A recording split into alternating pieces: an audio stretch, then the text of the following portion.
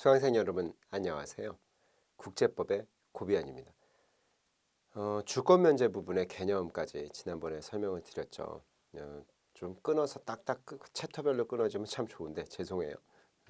진도가 많이 남아 있는데 좀 갈 길은 바쁜데 제가 너무 설명을 자세히 드리는 건지 하여튼 여러분들 좀 힘드신 부분이 있어도 꼭 좀 끝까지 잘 따라서 공부해 주시면 좋겠습니다. 특히 이제 법을 새로 배우시는 분들은 좀 어려운 부분이 있는데요. 특히나 이제 국제법이 상식과 법이 좀 만나는 부분이에요. 국제정치적 상식이 풍부하면 풍부할수록 좀 쉽게 공부할 수 있는 부분이라 좀 어렵게 이해되시는 부분들도 많을 겁니다. 근데 그래도 이제 끈기 있게 보시게 되면 좋은 결과가 있을 겁니다. 그러면 계속적으로 주권 면제 부분으로 바로 들어가 보도록 하죠.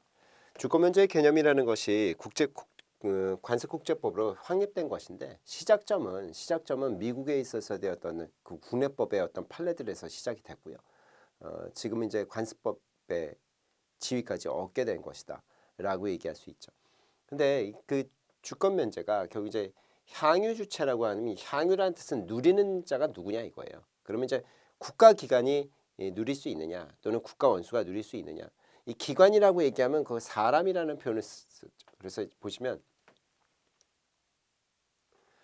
주권 면제라는 것은 기본적으로 국가한테 부여해 준 겁니다. 국가. 물론 이제 이게 국가라는 게 전체 국가나 중앙 정부만을 얘기하는 건 아니고요. 이 하위 기관들 같은 그러니까 입법부 또는 사법부 이런 데까지 다 포괄할 수 있고 군대까지도 포괄할 수가 있어요. 그래서 어떤 일이 있었냐면 2001년에 아르헨티나가 디폴트 선언을 했는데 이 디폴트 선언이라는 것은 그러니까 돈을 못 갚겠다. 모라토리움이죠. 그러니까 돈을 못 갚겠다 이런 일이 있었어요. 그랬더니 그러니까 미국은 아니었고 이제 이 미국 그렇죠. 미국 회사가 여기 이제 아르헨티나에 돈을 빌려준 게 있으니까 이거에서 아르헨티나 군함이 이제 가나라고 여기도 이제 서아프리카입니다. 그러면 이렇게 해서 요 동네인데 요 동네를 이렇게 한번 정박을 하니까 요거를 가나 정부에 묶어달라고 얘기합니다. 우리 돈 받을 게 있으니까 아르헨티나에. 그래서 어떻게 하냐면 가나가 어떻게 했냐면 이 선박을 일단 무조건적으로 명령을 내렸어요.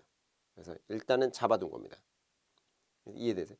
이렇게 되니까 중재재판에서는 뭐라고 하냐면 중재재판에서는 야, 그렇게 하지 말라 이거. 내수에서도 군함의 면제권이 인정되기 때문에 어떻게 된다? 이 명령, 가나의 이 명령이라는 거는 무조건적인 어떤 이런 뭡니까 선박이라는 거, 선박을 지시하는 이거 명령이라는 건 문제가 있다. 그래서 조건 없이 어떻게 하라? 이걸 석방시켜라. 무조건 석방시켜라. 그렇죠? 선박을 석방시키라는 겁니다. 선박을 석방시켜라. 이런 명령이 이제 중재재판에서 있었던 경우죠. 주권 면제를 이제 적용했던 거예요. 미승인 국가에 대해서 주권 면제를 부여할 수 있겠냐? 그러면 얘기가 많은데 기본적으로 국가 승인이 있어야지 주권 면제가 적용되는 거라는 말씀은 드렸었던 게 그게 원칙이죠. 하지만 재량 사항이에요. 재량 사항입니다. 국가 승인 자체가 재량 사항이라서 그렇죠. 그래서 이런 얘기들이 들 수 있고 근데 다만 이제 이 공기업 같은 데는 주권 면제를 얘기하기가 좀 어렵다. 국가 기관이어야 된다. 국가 원수, 대통령이나 이런 사람들은 이 주권 면제를 가질 수 있느냐? 그러면 지난번에 보셨던 피노체트가 아마 다시 나오게 될 것 같은데 이 주권 면제 협약이라는 게 있습니다. 2004년에 만들어진 건데 국가 원수에 대해서는 별다른 얘기는 안 해요. 하지만 대체로 이 국가 원수는 이 인적 면제를 받습니다. 사람으로 그러니까 사람이라기보다는 이게 국가의 기관이거든요, 일종의. 그래서 이제 면제를 해주고 영국에서도 이제 국가 면제법이 있었다고 그랬잖아요. 미국도 이제 주권 면제법이 있고 이렇게 각국의 실행을 통해서 이제 만들어진 관습법인데 관습국제법이죠. 근데 이제 국가면제법에서 넓게 국가 원수와 그의 가족들의 부분에서 외교 사제들에서 꽤 면제를 많이 해줍니다.